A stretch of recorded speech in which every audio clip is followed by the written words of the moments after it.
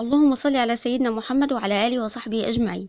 ازيكم يا بنات؟ عاملين ايه؟ يا رب تكونوا بخير. ان شاء الله النهارده يا بنات هنعمل مع بعض الفراخ المقرمشه. هنعملها في البيت بقى بطريقه سهله وبسيطه، وطعمها بجد يا بنات لذيذ جدا.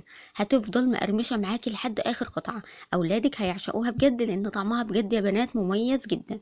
قبل ما نبدا الفيديو، لو بتشوفوني اول مره، لايك وشير واشتراك في القناه.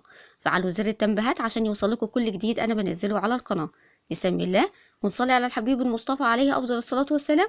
ونبدا بقى الفيديو بتاعنا ونشوف هنعمل الفراخ المقرمشه بتاعتنا النهارده ازاي. يلا بينا. اول حاجه كده يا بنات، عندي كميه الفراخ على حسب ما انت عايزه. غسلها كويس جدا. طبعا كلنا كده، كل واحده مننا متعوده على غسيل الفراخ بطريقه معينه. بس يا ريت احنا بنغسل الفراخ بلاش نحط خل لانه بيثبط الزفاره. هبتدي بقى انزل بالتوابل. هحط معلقه صغيره من كل نوع الا السكر هحط معلقه كبيره. والملح برضو هحط معلقه كبيره. حطيت فلفل اسود وبابريكا وكركم وكاري وبهارات فراخ وملح وكزبره. وهضيف كمان يا بنات ميه بصل. مش هنضيف بصل، هنضيف الميه بتاعت البصل. هقلب كله كده مع بعض. نقلب التتبيله كويسه كده مع بعض. الريحه يا بنات بجد التوابل مع بعض كده ريحتها تحفه جدا. هغطيها واسيبها ساعه على الاقل في التلاجة. هنا هنزل بكوبايه من الدقيق عليها نفس التوابل اللي انا حطيتها على الفراخ، بس هنشيل السكر والملح. بدل معلقه كبيره هنخليها معلقه صغيره. هفكركم برضو يا بنات بالتوابل: فلفل اسود وبابريكا وكركم وكاري وبهارات فراخ وكزبره وملح. زي ما قلنا الملح حاطينه مع الفراخ معلقه كبيره، هنا هنحط معلقه صغيره. هنقلب الدقيق مع البهارات كويس جدا.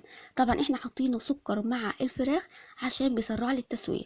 هنا يا بنات عندي كوبايه من الميه، مش هنزل بيها كلها مره واحده. هبتدي انزل كده بكوبايه الا ربع، وابتدي ان انا اقلب الدقيق كويس جدا.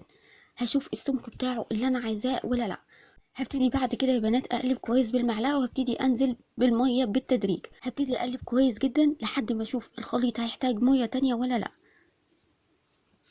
حسيت ان الخليط لسه محتاج ميه، ابتديت اضيف ميه برضو بالتدريج. يعني يا بنات مش هضيف الميه كلها مره واحده، هبتدي انزل بالتدريج لحد ما الخليط يظبط معايا. ودي كانت اخر كميه ميه انا هضيفها. هنا الخليط ظبط وزي الفل. هبتدي بقى انزل بالخليط على الفراخ اللي احنا كنا متبلينها وسايبينها ساعه في التلاجة. وده بيكون سمك الخليط اللي انا عايزاه بالظبط، ولا تقيل ولا خفيف كمان. هبتدي بقى اقلب الخليط مع الفراخ كويس جدا. انا مش عايزه الخليط يبقى تقيل زياده عن اللزوم، انا عايزاه يبقى زي ما انتم شايفين في الفيديو. نقلب الفراخ كويس جدا مع الخليط، وهنغطيها ونسيبها لمده نص ساعه كمان في التلاجة. هنا هبتدي اجهز الكفر الخارجي للفراخ.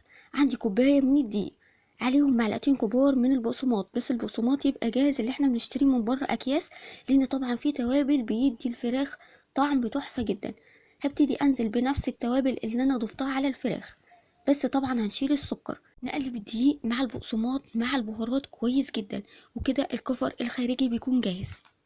بعد كده هنجيب الفراخ وننزل بالفراخ في خليط الدقيق، واقلب الفراخ كويس جدا، وادوس على الفراخ كويس جدا عشان نعمل كفر، لان ده اللي هيدي الفراخ القرمشه اللي احنا عايزينها. كل شويه ندوس على الفراخ كويس جدا، يعني نقلب الفراخ مع الدقيق اكتر من مره، لان ده اللي بيعمل الكفر المقرمش للفراخ المقرمشه. وفي الاخر لازم ننفض الفراخ من الدقيق كويس جدا عشان نشيل اي دقيق زياده من الفراخ. هتلاحظوا ان انا كل شويه عماله اقلب في الفراخ مع الدقيق كويس جدا، لان اهم حاجه في الفراخ المقرمشه الكفر الخارجي. في اخر حاجه هاكد عليها مره تانية ان احنا نشيل الدقيق زياده من على الفراخ. لازم ننفض الفراخ كويس جدا. خلصت الكميه كلها كده وهحطها في الفريزر لمده نص ساعه او ساعه على الاقل لحد ما الفراخ تتشمع قبل ما اقلي الفراخ. اهم خطوه هي قلي الفراخ المقرمشه. اول حاجه الزيت لازم يكون سخن، وبلاش تستخدموا طاسه، استخدموا حله، لان الحله بتوزع الحراره احسن من الطاسه. وكمان بلاش نحط كميه كبيره من الفراخ لانها بتقلل من حراره الزيت. هنحط الفراخ اول حاجه على نار عاليه لمده دقيقتين لحد ما تتشمع، وبعد كده هنهدي النار لمتوسطه لحد ما تاخد لون ذهبي. طبعا بلاش نقلب في الفراخ كتير، لان انت لو قلبتي في الفراخ كتير الكفر هيقع منك في الزيت. لازم نهدي النار بعد دقيقتين، لان طبعا الفراخ مش مسلوقه عشان تستوي كويس. الفراخ اخدت لون ذهبي، هبتدي ارفعها كده على مصفى.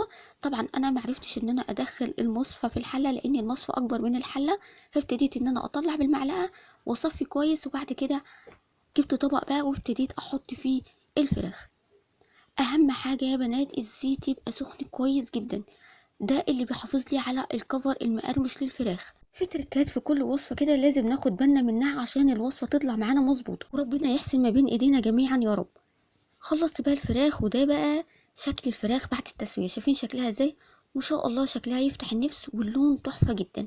بتمنى النهارده الفيديو يكون عجبكم وطريقتي للفراخ المقرمشه تكون عجبتكم. لو عجبتكم بقى ما تنسوش اللايك والاشتراك في القناه، وفعلوا بقى زر التنبيهات عشان يوصلكم كل جديد. استودعكم الله، والسلام عليكم ورحمه الله وبركاته.